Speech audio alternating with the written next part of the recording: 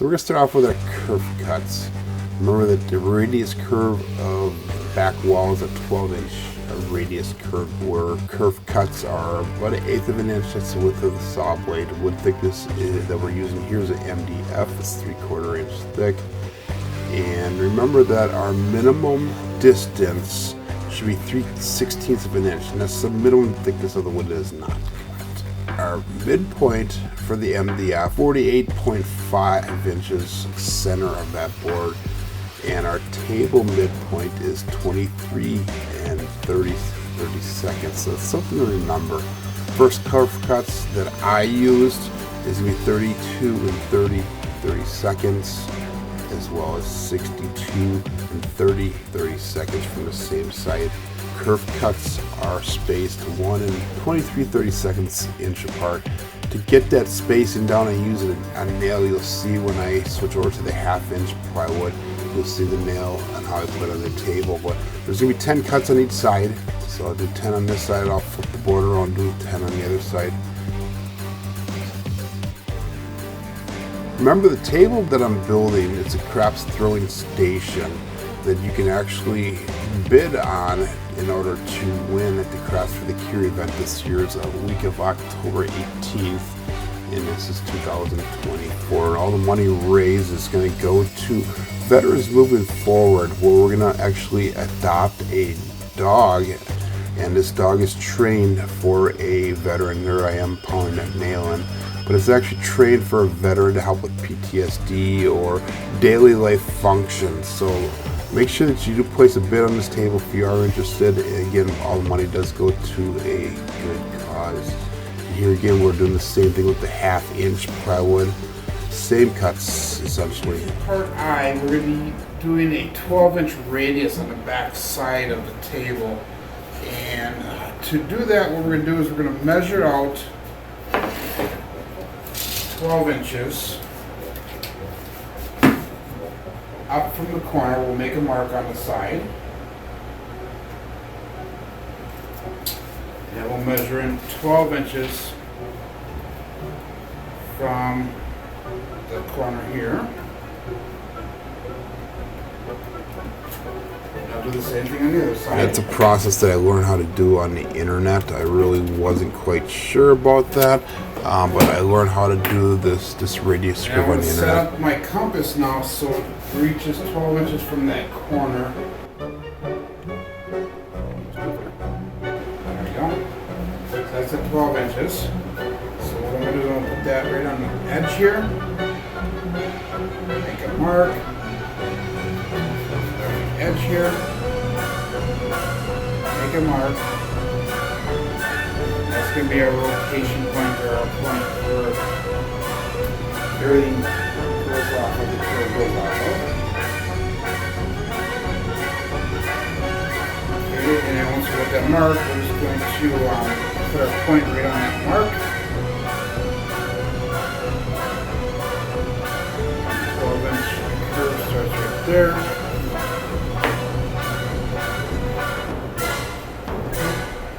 And it starts right here again. So we get right around the edge here. I'm finalizing the lines because it goes right to the edge.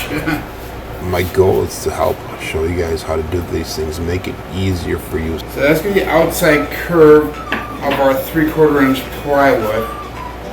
And let's do the inside curve once and see if we can pull that off. So we're going to measure in 1/2 inch from both sides, and we're going to make another outside line, and this time it'll be for the outside of that MDF, the 3/4 inch MDF. So all I did is I just measured in 1/2 inch from that 12-inch mark we originally did.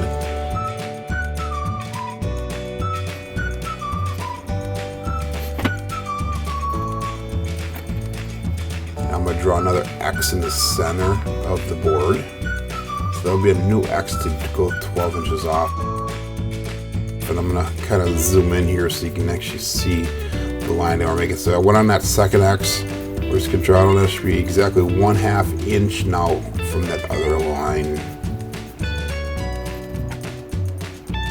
One of my problems is how am I going to keep the wall so it sits down flat onto the board and it does not come off. It's not going to lift off. So what I came up with is getting these little L brackets. They're 1 inch long by 1/2 inch wide. So I'm going to leave a link to these brackets that I used here. I actually bought them at Menards, but I'll give you a link on Amazon so that way if you do want the exact brackets, you can get them right off Amazon, probably for cheaper than what I paid. So I went out and I bought a little handheld router. This is $39 at Menards.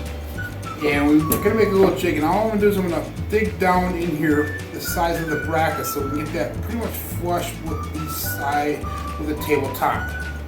And in the later steps, you guys will see exactly what I'm talking about. So anyhow, I have the router bit set at the depth just a touch more than what this is. And it's not going to really make that big of a deal on here because the side wall and the thickness of the wall itself will cover this whole bracket. So we're not going to affect the action of the dice at all.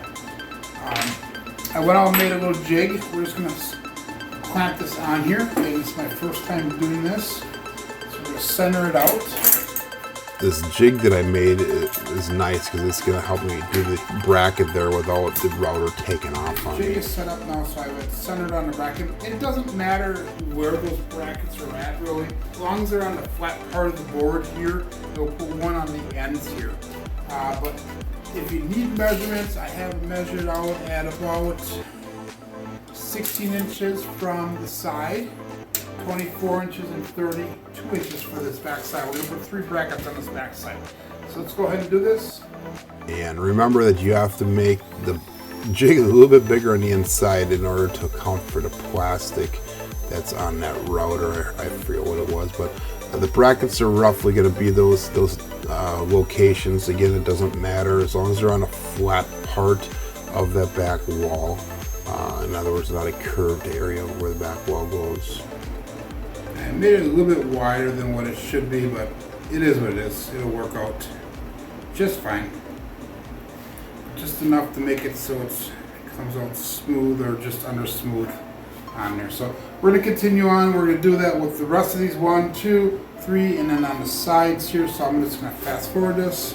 Basic function for these brackets is just to hold the back wall tighter to the table, so that way when we flip it upside down, because this table's going to be flipping upside down, that the back wall does not fall off. It's just a little bit more support to keep it onto the table and keep it secure. So I just fast forward through a lot of this. I don't really cover a lot on the sides. I think I showed you one of the router's jobs on the side of the table, and it's just simply to conserve time for the video. You gotta remember, it took me 6 hours to record this video, so I actually have 6 hours of work on this video alone. The video itself is only going to be 30 minutes or a little bit less than 30 minutes long, so I had to edit all that 6+ hours down to 30 or less minutes, so it's a hard thing to do. So you got 1.25 inch length screws. We're just going to zip that in, just one little zip. So this is the 3/4 inch MDF. We're going to go through to soak the cracks here. So now I'm soaking this board. In theory, what's going to happen is the water will actually soak into the cracks and crevices, make it a little more pliable. And you'll see a little bit whether that worked or not. Okay, I'm going to go through and just drill some pilot holes in. Again, I drew the line here, inside line. And I'm just going to drill some pilot holes so that way we can drill some screws up into the wall as we do it. So I made a little jig, and I'm going to drill holes on the inside that line in about 1/2 inch or a little bit under 1/2 inch, so we can actually drill to the bottom of that MDF wall. Another measure, if you will, to help keep it secure to the tabletop. And all that jig is just 2 little boards screwed together so we have a right angle.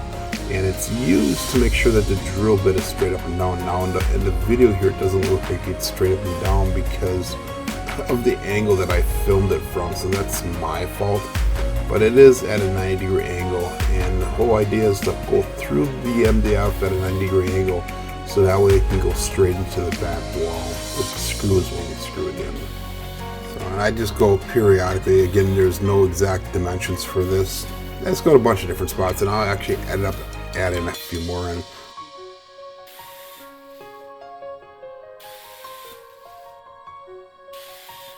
I don't want this to break. Watch this, guys. Wait for it. This is a blooper. Oh. I don't want it to do exactly that. I'll throw another beep in there. Yeah, that was not a happy moment there.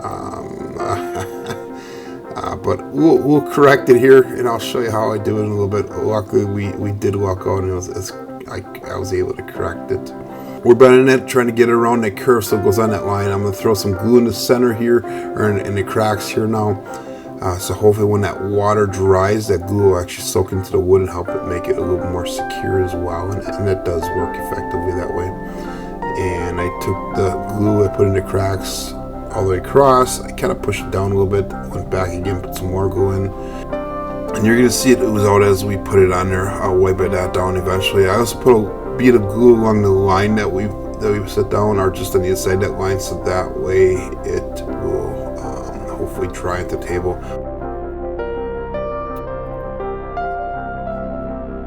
I'm putting that bracket on the center there so that way the board doesn't move when I reposition it around the corner. Get it just roughly repositioned around that corner, and then I throw the outside bracket screw in also to keep the back wall secure. After I get it secured around the outside, I go underneath and I throw the screws from the bottom to secure it tight against the table.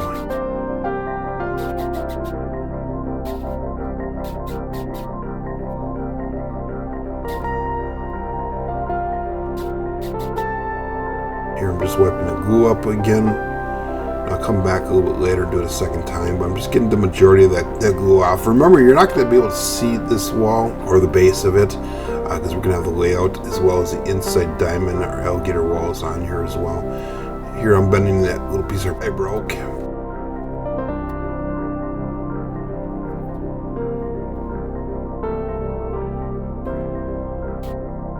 I'm going to screw it, or I'm drilling some extra holes in there so we can screw it down tighter.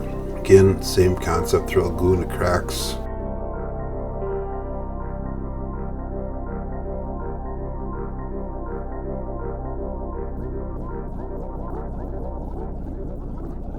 Line there in this here, it bends really nice, and it actually fits in pretty decent.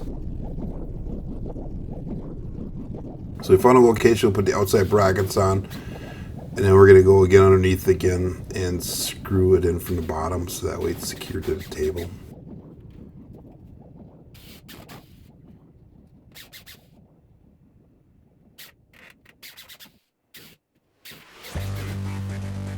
Once again, we're through the wet rag and just wiping down the seams to wipe the glue off any runoff.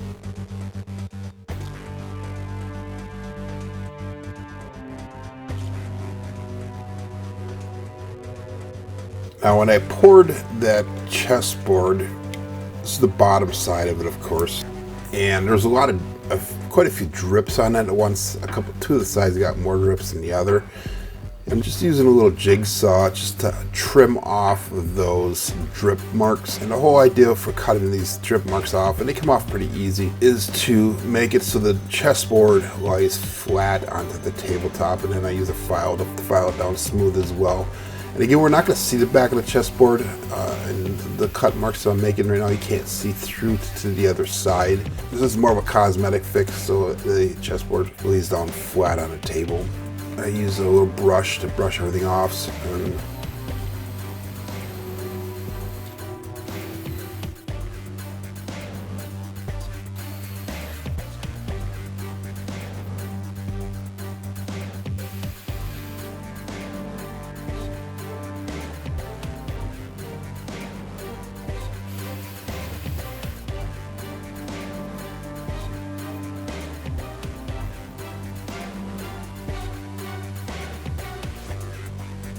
So in the first video, we cut the center of this out, and we used the actual center to make the chessboard squares, the mold squares. And because we poured that chessboard, it actually turned out to be a little bit wider than what I anticipated. So we're going to cut off about 1/4 of an inch here.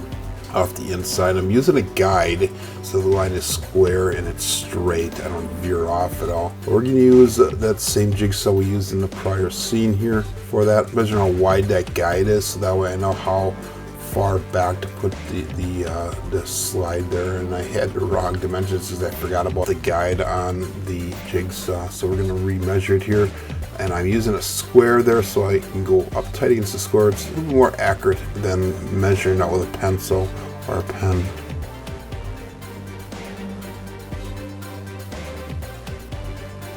So we got it down exactly where we need it. We're going to go through, and this makes the process of cutting a lot faster, a lot easier. Again, we're only cutting off about 1/4 of an inch here.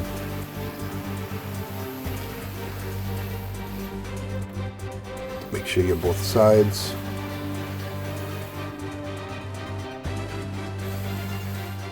Cutting parts J and K now from that 1/4 inch plywood. Cut it to width first, and then we'll cut it to length second. It's a pretty easy cut with that 1/4 inch plywood.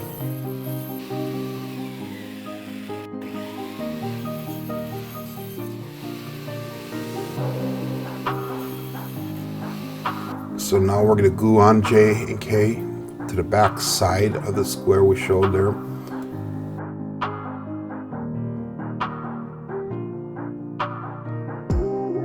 Glue doesn't matter pattern wise because we're going to be putting some screws through it as well, but the glue just helping keep everything down stable, everything down flat and nice and tight. I want to make sure that the edges are flush, that there's no overhang at all, both on the ends as well as on the sides. And again, all this is used is for a space or for a later step, so we're adding to the thickness of the table. Now we're going to add in the 3/4 inch MDF, which is the back side of the table. Again, this is just used as a spacer, these two parts. So again, we're going to glue it down. And my original goal was to add a table lights in here, so that's why there's a gap in between there. In a later step, we're going to go through and fill that gap in the next step, actually, after this. I'm using that block on the end so I know exactly where 3/4 of an inch hangover is. I want it to hang over on the end there, 3/4 inch. On the sides, it's flush with the sides so that there's an overhang there. And you'll see in a later video why we have that 3/4 inch overhang. Hopefully in the next video, or probably in the video after that. Probably week 6 is where you're going to see why we put that 3/4 inch. Make sure it's 3/4 inch overhang. And we put the screws in there, and we're countersinking them so that way that it is flush or into the 3/4 inch MDF. There's no screw sticking out, no screw head sticking out.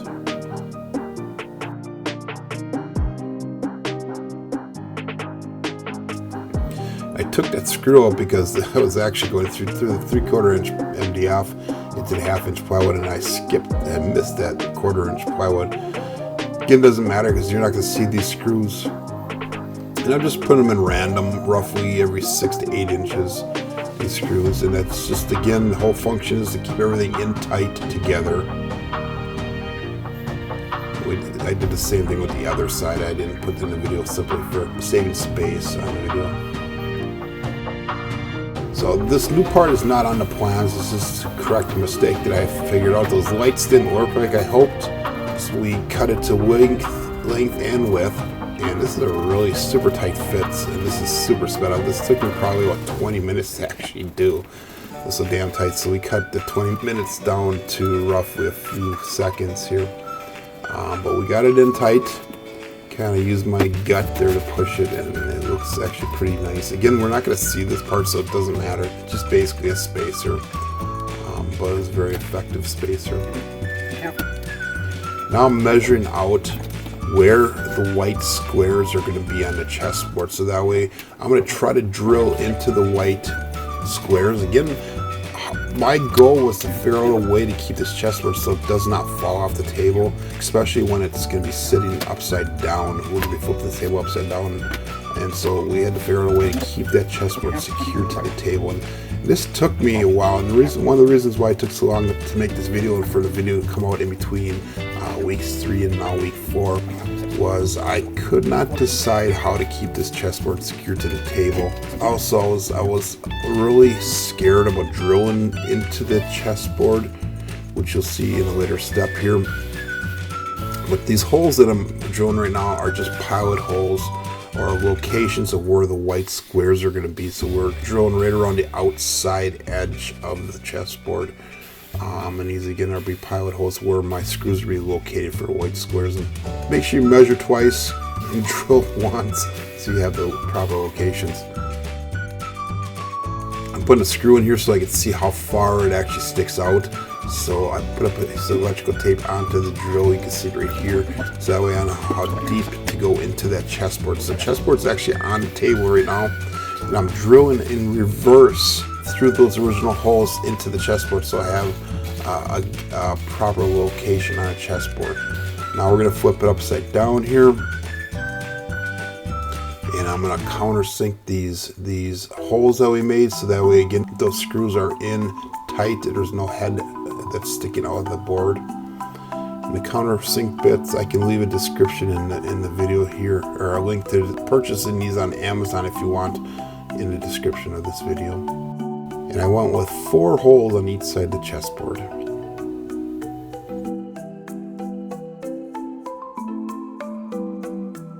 And be careful when you flip that upside down, because it has a little bit of flex to it. But as we start adding parts to it, that flex on the table is going to go away.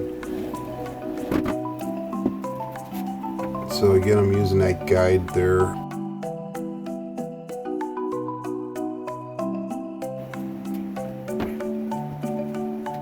So remember to take your screw out so you don't scratch your chessboard up. That was almost a mistake. I was having to gouge on it. That would have sucked.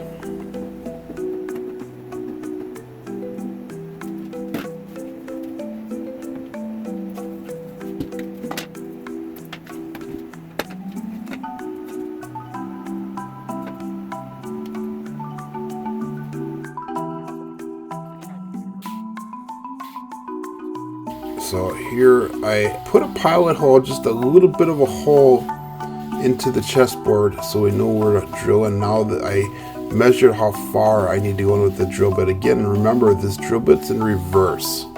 And I used an old bit, not a sharp new bit. You want to make sure it's an older bit so that way it doesn't crack that chessboard. I'm going super slow drilling, and actually it was a lot easier than I thought. Kind of went in like butter. And the screws that I use is a self-tapping sheet metal screw that actually worked really nice. So here I am using some caulking, and this is construction adhesive. And again, I'll leave a link in the description of the video of the type of caulk that I use and where you can buy it on Amazon. This is actually the thickest caulk I've ever used, and my hand was sore for days. Both hands were sore for days trying to squeeze it through and out onto the table. I don't know if it was just a bad tube or what, but the stuff was thick, really super thick.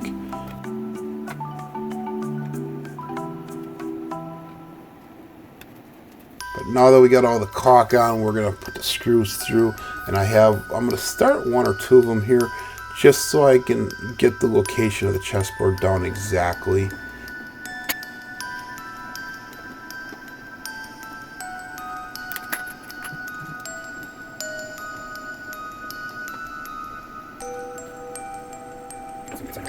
But all we're going to do is just set this in as soon as I get the first row of screws in, so I know exactly where the holes are, so everything lines up.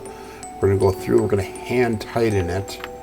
So we're going to do it by hand so that way we don't crack the chessboard, the acrylic resin chessboard. And it sticks up a little bit higher than the tabletop. Again, we're going to trim this out to make it look pretty around the edges and that. But just a rough fitting right now, and our goal is to get it so it sets in there nice and tight, and it will not fall off the table when we flip it upside down. Again, when I tighten them, I didn't over tighten them. I'm using those self-tapping sheet metal screws, and I was pretty happy with it. It laid down relatively flat.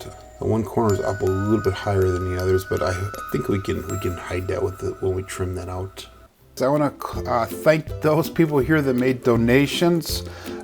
These are all contributors towards the project. If you'd like to help donate towards the cost of the build or towards the delivery fee to transport the table to the winning bidder, please click the link in the description below this video here, and that'll give you a link towards my PayPal account, and you can just make a direct donation there. Any excess money received will be donated to the Craps Fair Cure event during the event. You can also support my channel by clicking the like and subscribe button. Every little bit of help is greatly appreciated. And I will also leave links to the other videos associated with this table build as they become available. Comments are welcome on this video. Please let me know what you guys are thinking. If you're liking this series, how it's going. Total time invested is 61 hours in the project. It's 30 hours of prep, 2 hours of shopping, 3 hours cutting wood, 5 hours of chessboard mold, 15 hours of chessboard build, and the tabletop assembly in this video was 6 hours. I also have a little over 43 hours of video editing time. Total cost so far is $294.83 at Menards, Amazon $223.68, as well as Lowe's for $7.85, a total of $526.36. Hey, my name is Joe. This is my Craps Master journey. Let's make it yours too. See you guys in the next video.